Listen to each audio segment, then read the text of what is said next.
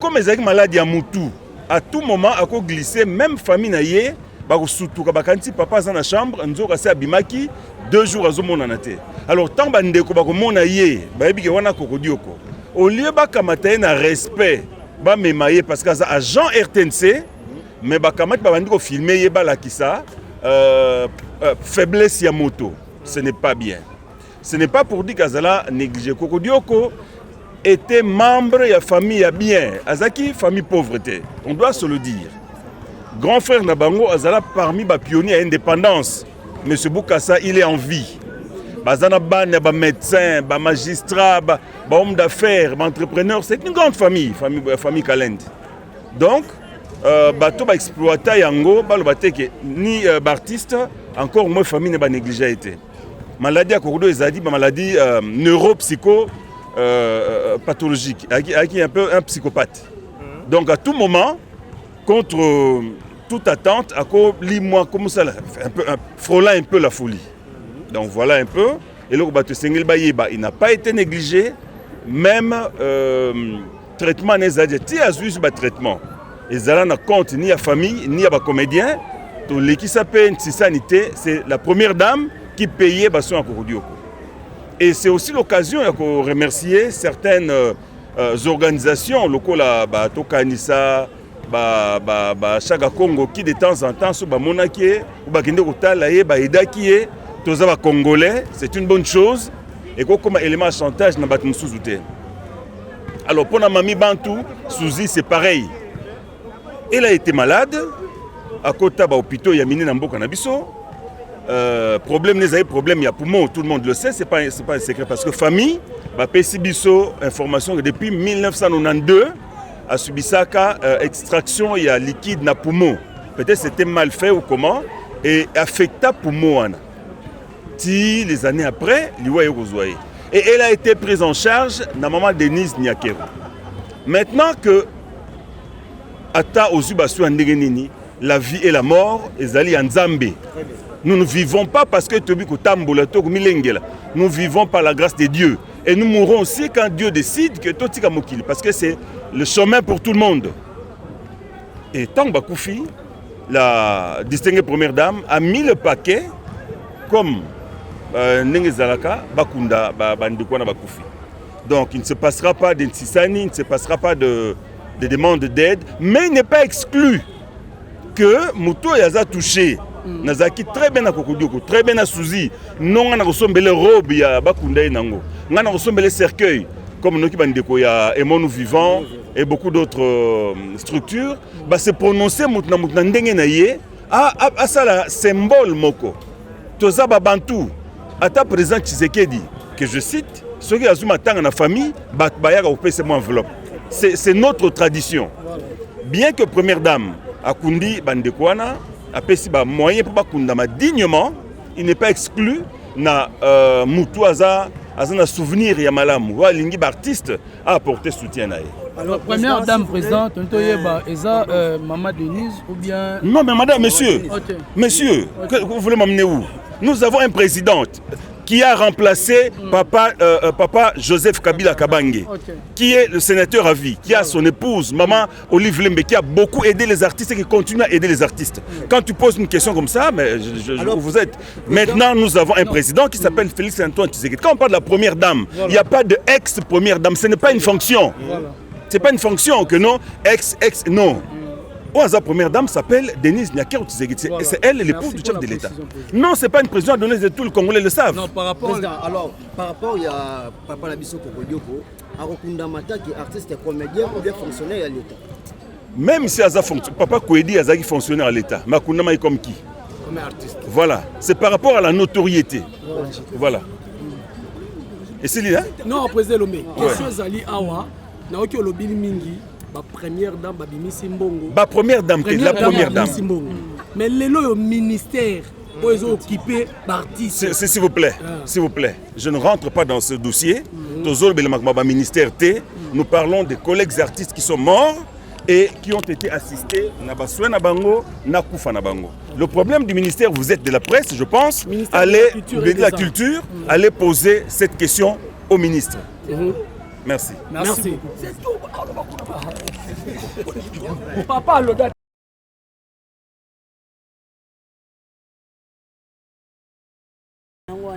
Est-ce que c'est une situation dans la lobby? Ndenge yo comprendre que faire union na faire union. Donc to changer quand je prends un pesa bongo. Na di nombre. Mais nga pona nga na benga ngo so bino boloba te nga benga ngo sorcellerie. Mo wana na nga to il peut na nga ngote. C'est la sorcellerie to changer les comportements. C'est ça. Mais là-bas oh batikali na bino po botikali po conduire bino moko boyebi ndenge botambolaka. Boko ki koloba pe ni kema on espère le ko changer. Qui a dit que non, peut moi, tu as un mboka na epo balobi mais on espère trop songi. Moi ngana mukolo. D'abord ngana nature na banga mtude. Na respecter mon na banga te. Na banga neti na ponga na zaso. Moi si j'ai un problème avec quelqu'un on yamba mon na lobby ni problème ici. Ba tout va être baby ngana so na problème na ba mtu maman direct. Moi je suis direct. Na tala wana sima mtu. Na yamba mon na chelio maman to silani wana. So do yokani to so yokani te. O teme na kona ba teme na kona.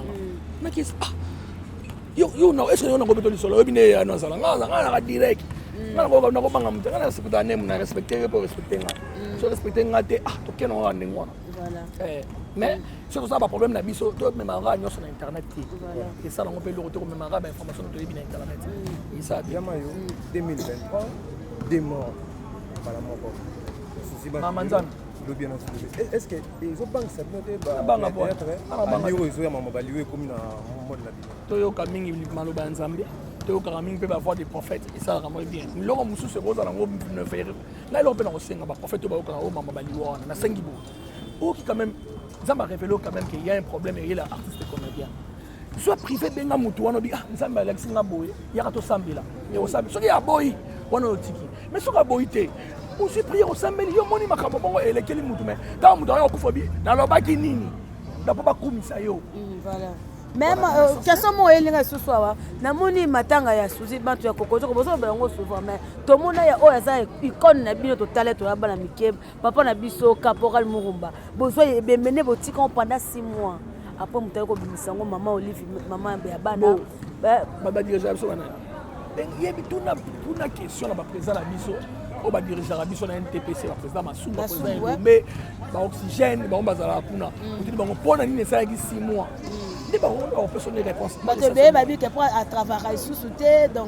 cela que on a vraiment évité. Ce qui va passer sur le programme de cette manière NTPC. Donc, ce problème est que on a mis sur le système. Donc, ce qui est dans la route, on a mis dans NTPC pour le programme des années. La formation des années, réunion des années, c'est tout. Donc, c'est un peu ça. Donc, moi, côté Rimo, il y a deux parties. Il y a des jeunes qui sont souvent pour l'intérêt. Mais c'est normal la vie. On vit 3 années.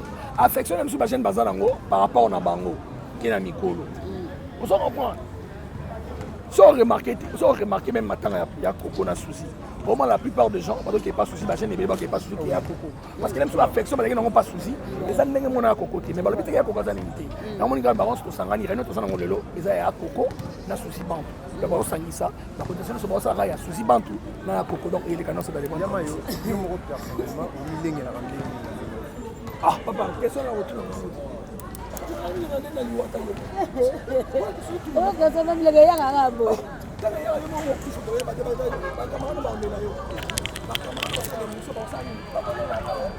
Dernière conversation.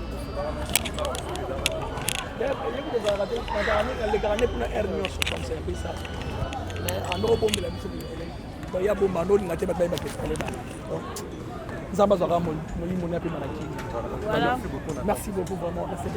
Nous sommes ensemble. Merci. La bonne c'est tout beau ça. Bonsoir, héritier Iboula.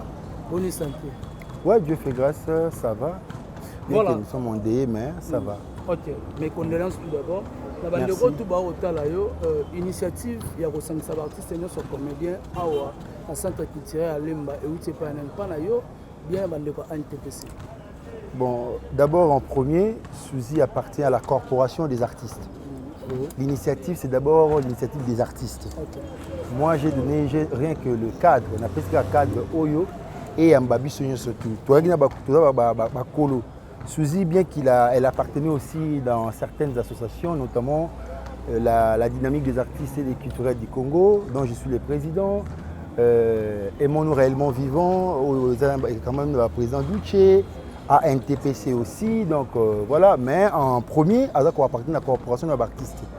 Ndé ici ka o esengaki esangisa biso tomonaki centre culturel de Lemba parce que Suzy Aza ya Lemba et faciliter les mususu batu sous pétage baya awa bien que ba mususu bauti musika yango to préféré awa le cadre ngam na pesi la initiative et outil na artiste to solo qui na présent Elombe na ndeko na biso Oxygène o Aza secrétaire à NTPC ngai pe lokola naza moko ya batu oyo Suzy azalaki na structure na biso de dynamique mais na baki to chaque cadre mais ça peut même cadre oyo esika to ko sala veille mortuaire ya Suzy voilà la mort ka yo bandi ko ba décision bongo non c'est mais en concertation na bakulutu et gesha ozo seule décision ya makambo Suzy te bakolo bazana ba président Lombe ba président Masumu mais ba biso ka na mystique afulwa biso premier kabi non, qu'il n'y a pas question exploitable te na bité que baza ko exploiter nga baza ba kolo baza ba eni na biso na musala oyo quand même quand il faut prendre des grandes décisions ils ont revenu dans nzoko on a tous les décisions ensemble na bon ba bipé que bana o baza batu o ba ko assurer relève na biso et puis voilà ba associer biso na quatre organisation wana et puis voilà donc et puis citer que chaque association ou chaque corporation et la Suzy pe na lolenge na bango. Ce sont les artistes qui organisent les obsèques des Suzy, mais les structures habituelles aux plateformes et ça qu'on rendre hommage na Suzy comme service d'appoint na organisation de obsèques et puis voilà. Mais ça hôtel en boyo mona ki lemba kaka le senza za la rater. Non Suzy en premier non Suzy en premier avant au moins il y a commune il y a lemba structure au Suzy azaki comme caissière dynamique des artistes et des culturels du Congo siège nango ezaka na lemba na kata centre oyo donc yango to soumettre que c'était une proposition nous souhaitons à ce que tous les la Suzy na centre culturel de Lemba pour salle oiza oyambi biso bomona en cadre ngoza kuna et puis to sala pe ba réunion mosusu awa to pesa ki cadre ba to ezaki très avantageux pour na organisation et puis voilà on a sauté sur les coups mais au moins na kota la organisation par rapport à Suzy to ya bato Lemba so ba kufi bandeko ya Lemba le to pesa tel que maman Mindondo to mona structure ya Lemba organisation ya Lemba pourquoi pas que ça on a ba comédien nyonso asa su ya commune Angalie maté pour récupérer non on doit signifier une chose. La dynamique des artistes et des culturels du Congo est botamment à Lemba à l'occasion de matanga ya maman Mindondo. Mais les artistes ne sont pas appartenir à la dynamique des artistes du Congo basé à Lemba te d'accord ça porte-parole il y a dynamique des artistes et des culturels du Congo. Mobi qui s'est na kati bazaka ya Lemba te aujourd'hui to continue dans ba Marie-Jeanne Bololo ba Cardozo bien que ba comment ya Lemba awa des artistes de partout ba Mama Kalunga ba Mama Milo ba président El Kwaza vice-président les présidents Seigneur Modero aza cofondateur. Et puis voilà, donc, on va s'impliquer parce que le but d'une association, c'est d'abord les cotisation de ses membres et puis don na leg. Donc, on contribue à le mois et permettre à ces questions comme voilà, en appui. Il fallait que nous embaumions Suzy. C'est notre sœur Belleville qui avait pris la charge il y a un bon moment. Au biso to gene ko embaumer et puis oui bande konabiso pe ya émonu réellement vivant bazui charge ya ko sombela Suzy cercueil. Ya ba duche kapanga ba présent sai émonu ba o tout bazana poto. Voilà bazui likanisi wana toujours en collaboration avec biso to la 4 organisation parce que dans la 4 organisation na ba tu sengeli la musu o ba otinda ba cotisation ba recevoir mbongo ezaka ngana Belleville et puis tout là on a biso Oxygène et to coordonné aux ali comment structure ou tout ça lié à organisation pour la matanga ya Suzy. L'essentiel pour nous c'est que Suzy a la enterrer en paix. A la enterrer à Kiné yango pour nous ko s'organiser comme il se doit pour to kunande ko na biso na Kiné. Ça dernier hommage au tout ça ko rendre hein parce qu'il y a au monde ngo société.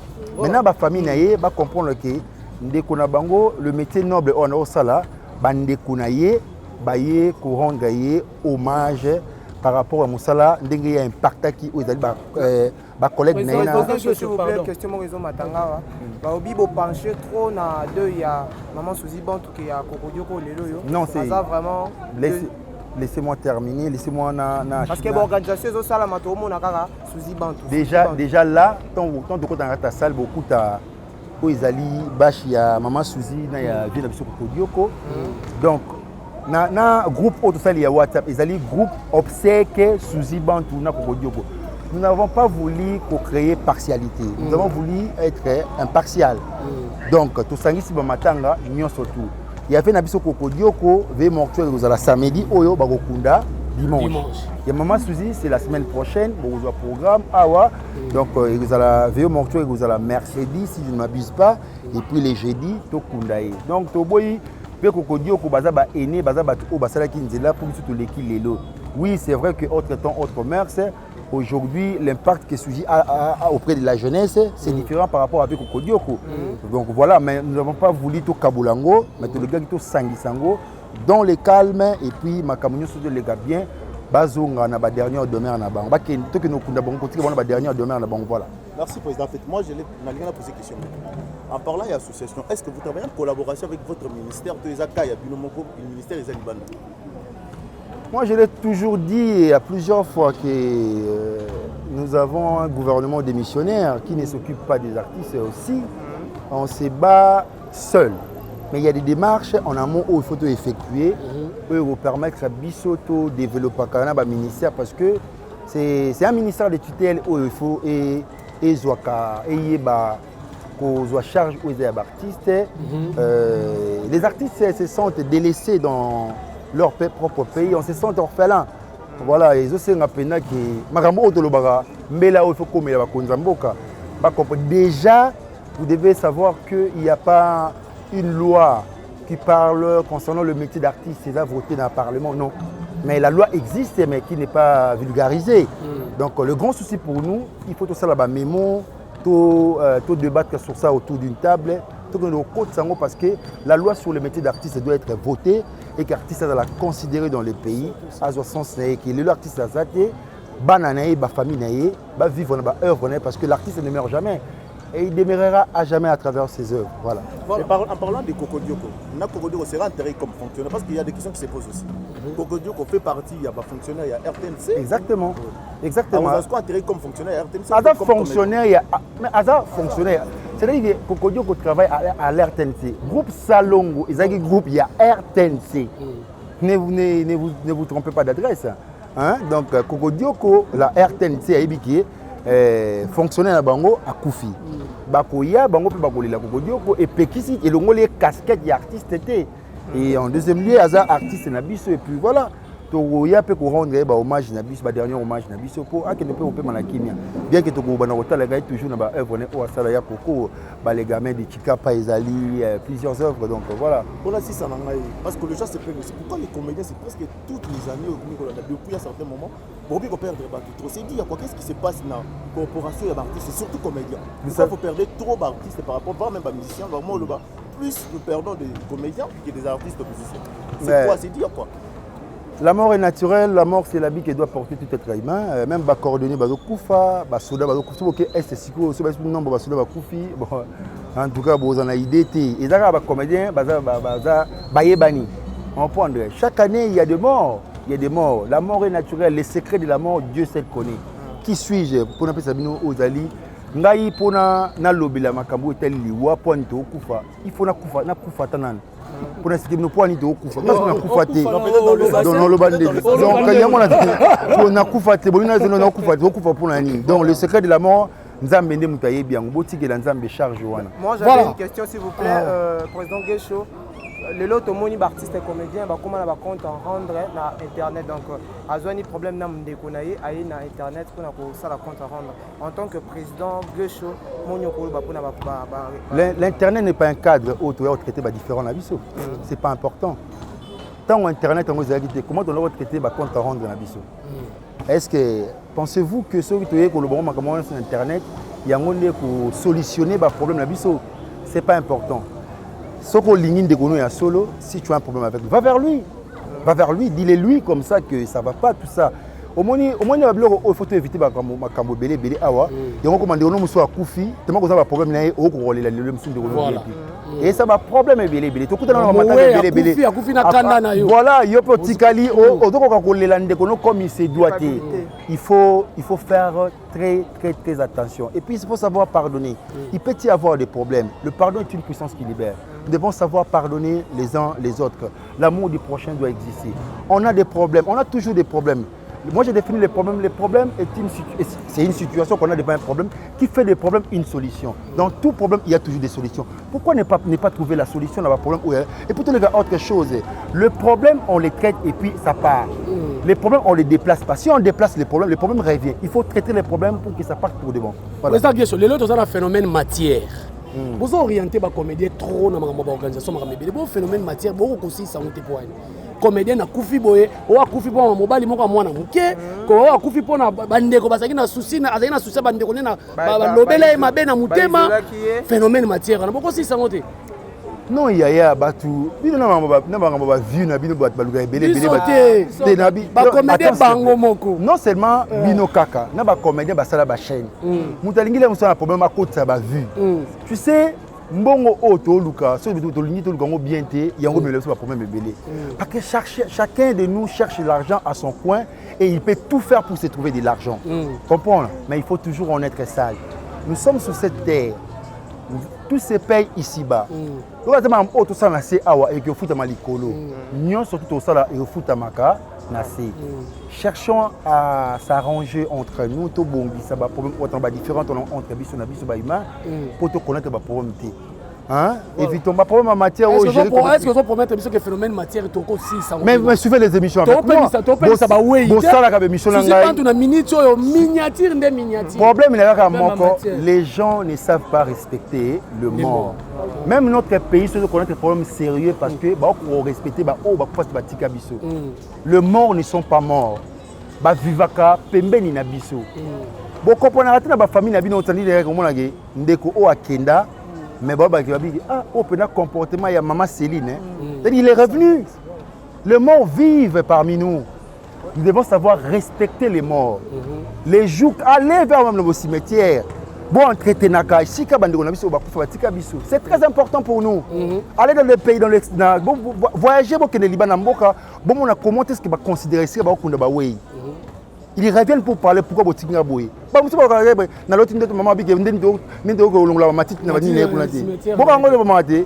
les morts ne sont pas morts voilà président na poser question par rapport à la grande ligne il y a réunion lelo parce que bandeko ba na posa vraiment ba yeba pour attendre aux yeux moi lumière du jour ça ba yeba ba grande ligne il y a réunion lelo et puis deuxième question ça moi récapitulation mokier par rapport il y a moi biographie à Suzy Bank na bandeko tout ba otala biographie ya bakulutu bazali ba bango belé awa et moi attends moi artiste comédienne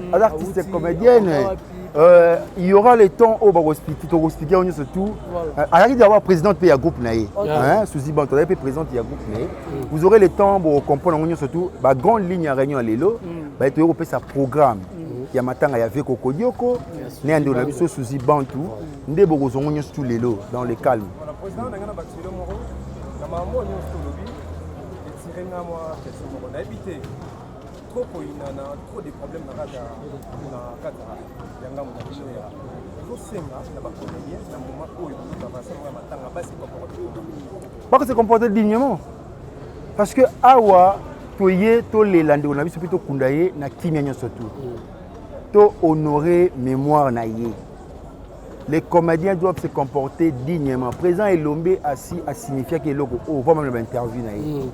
Toye ko traiter ba compte rendre na bisoté ba différent na bisoté. Toye ko la Suzy Bantu akende to que nous tika na dernière demeure na akende ko paiement na kimia et c'est tout.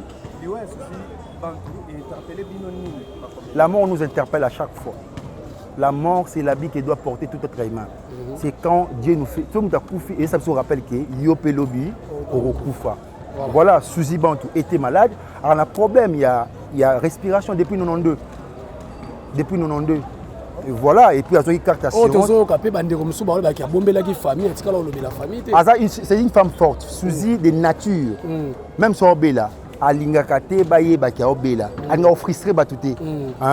ngamo il y a 2 semaines ça qui naïe avant sa mort 2 semaines avant sa mort on a qui pas naïe a ko s'attaquer na poigne na bexé na mariage na ngati ngana essayer ozaki maladie abna te ngata yo na beli po ya no benga ami benga marraine ya mwasi nanga parce que avant na bala mwasi nanga na do kini na ye na ndaku na suite développement donc ya benga gesho ta benga ingange de moi nga benga ki bantulog donc ça pena mon moutou quoi. Voilà. Voilà, merci beaucoup. Merci. Je vous en prie. Merci beaucoup.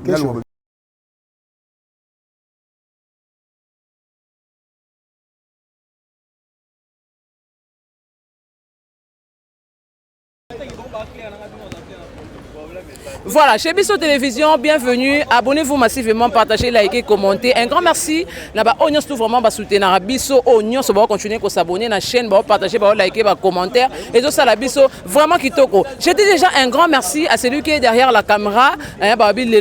Montréal, le réalisateur intelligent, reconnu, certifié. Na YouTube, Yemoko Dinige, mon solo, Yemoko le laser na prise de vue. Et je salue également Elias à la régie finale. Et merci aussi en tout cas na abonné sur Ubaninga chez Bisso Télévision. Merci Nayemoko le président Chic Moukadi en tout cas pour la confiance. Tel que vous le remarquez, votre humble servante Priska la guerrière est déjà là ici. Na place nini oyo esengela ki ba artiste comédien basa la réunion na bango par rapport ya ba obsèque ya maman na biso Suzy Bantu et na papa na biso Kokodioko oyo baza ba artiste comédien ya minene pe ya mboka oyo. Déjà on est là sur place na Alliance Franco-Congolais bino moko boza la branché scotché pour to kozela bino ba interview ya ba président Elombe et to kozela bino ba interview ya ba ndeko na ye ba comédien ba président Gesho ba CG Oxygène et ba papa na biso mususu baza wana tokozela bino vraiment ba interview pour voir comment va se dérouler et tous les programmes il y a obsèque il y a maman na biso Suzy Bantu et na papa na biso Kokodioko vous allez vraiment branché scotché connecté vous allez vraiment désuiter tous les cas. Effectivement Moko il y a basé qu'on se reconnaître comme Banananga ou Yanandaku on avait de très bons rapports. Je la connais n'a pas polémique Azala bien. C'est une perte énorme qu'on perdre, passez-moi répétition à mot, qu'on perdre jeune oyo, qui lobby qu'on remplacer maman Bomengo, comme kende na retraite, qu'on remplacer Ibasi Bakenda. Quand on les perd comme ça, des jeunes pleins de bonne volonté et de talent, du savoir-vivre, et ça n'a toujours pas mingi. De la même manière, tu as déploré perte il y a Gaston Chimat Kalen de Kokodioko qui a donné de sa jeunesse et Belé Bako reconnaître mais Baïba qui est un oiseau brillé dans la télévision nationale, le gamin de Chikapa, garde de lui de bons souvenirs d'artistes. Voilà. Président Elombe, nakanisi ba interprétation za mo ebele depuis disparition ya maman nabiso Suzy Bantu o tozala kinaye Union Sotolia kinaye to mela kinaye to fanda kinaye ba interprétation za mo ebele mais yo lokolo zali papa est-ce que aujourd'hui to koyeba exactement maman Suzy Bantu a kufi na maladie ni pe maladie né et pendant combien de temps? Non, vous permettrez que na lobaka des deux personnes parce que to sangani awa pona kokodi ko na Suzy Bantu. Très bien. Ba spéculation tango nzeta monene koyaka ba spéculation ozangate. Ça on ne peut pas refuser, on ne peut pas demander aux gens ba penser ndenge moko. Mutna mutu akolbana ndenge na ye. C'est normal parce que mutu akufi ayebani. Mutu ayoki sango na musika pe akopesa na ndenge na ye et c'est ça. Mais ce qui est certain, je le dis, je donne la version vraie, il y a Koufa, il y a Bangomi Balé. D'abord, Kokodioko, tout le monde savait qu'Abela qui a un problème à Moutou. Très bien, ouais. Il y a un salaire qui est Moussou à Bungi, Bakemon Aye na Kingaboa, 3 jours après, famille Zolukaye, parce que c'est un problème neuropsychologique ou psychiatrique. Neuropsychiatrique. C'est difficile à gérer, Yango. Si bien que tu belé, tu émission comme quoi, tu négligé, tu es opportuniste. Non, tu es opportuniste. Ceux qui sont mes collègues, tout le monde a un mikolo. Tout le monde a été, mais la famille a balanda kumoko a bungi a monanité quoi dans la chambre nous a sabimi. Or c'est une grande famille qui a des responsables, famille à Kokodioko. Pourquoi des grands enfants? Pourquoi qu'on négligeait papa na bangote, qu'on négligeait cousin to oncle na bangote. Mais ça malade ndenge zalaki. Mais ma beka ka soki bande ko ba moni ekuna na Kingabwa, ba moni liboma comme bébé vedette, ba filmer bandi ko laki ça, c'est ce qui est triste. Très bien. C'est ce qui est triste.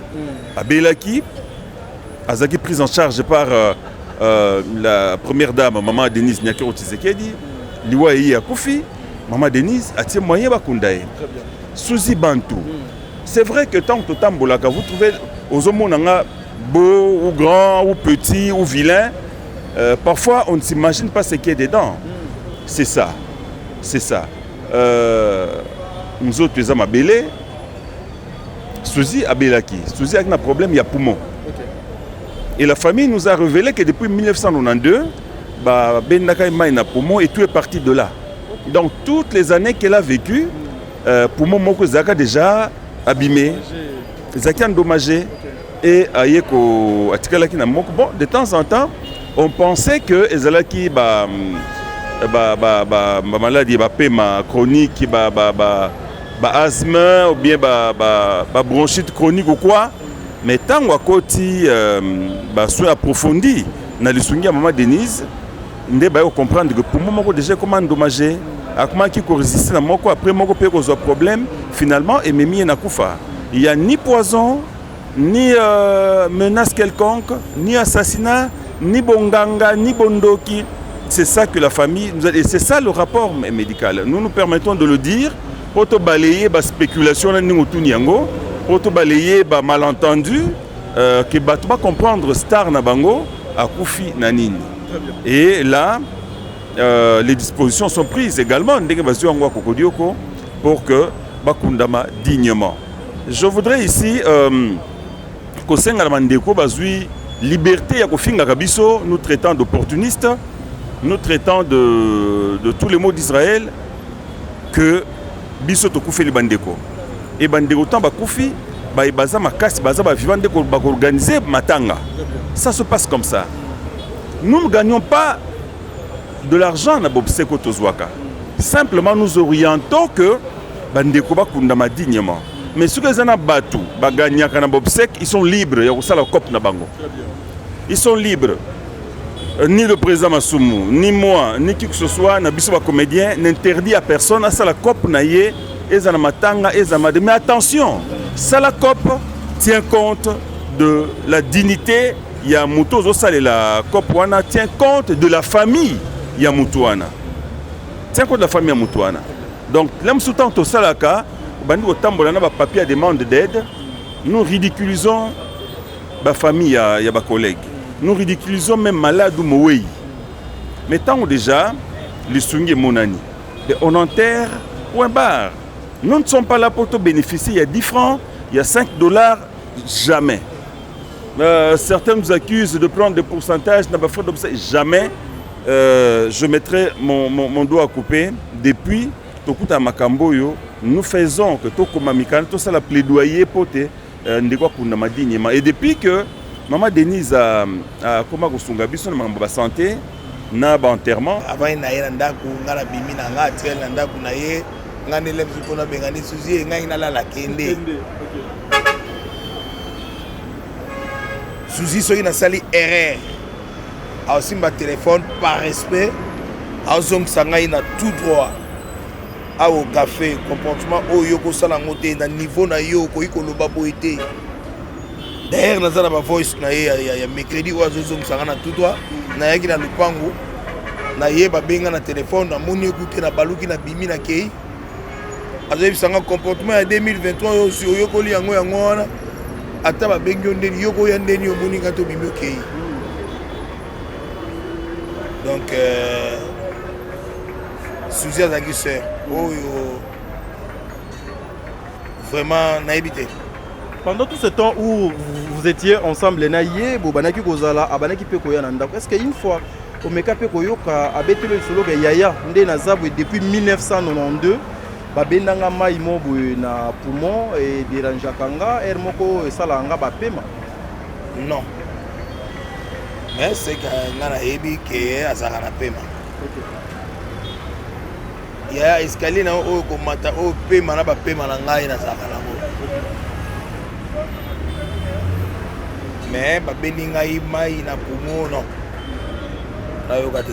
Par rapport, il y a tout ce qui se dit, Maman Suzy Bantou a bomba qui maladie naie, a évité qui beaucoup plus que ba au baza ba famille professionnelle, ba yé ba été azala qui maladie de peur que ba ya conclouer des davantage parce que passion yaza nango na o memie na liwa et yé na nzela ya bande connaît ba comédien yo lokola pe ya yo bando fana na ye okoki kolobani. Non, eza maladie. Liwanza me mutakotsa kyango. Yende pe ayebi ndenge nini azwelaka yango mpe moto soki moto akufi nga alobaka eza permission ya nzambe peut-être alingi opemba na yo Suzy azwi grâce akoti koma bimi akomi koluka siko ke non nabongisa na nga bongo soki eza ya moto biso bato tikali fo toyeba ndenge ni tokoki kotambola et surtout na liloba wana ebisanga yaya il faut toujours savoir pardonner. Donc, il faut toujours savoir pardonner. Merci beaucoup. Merci. Bah, tu es coupé.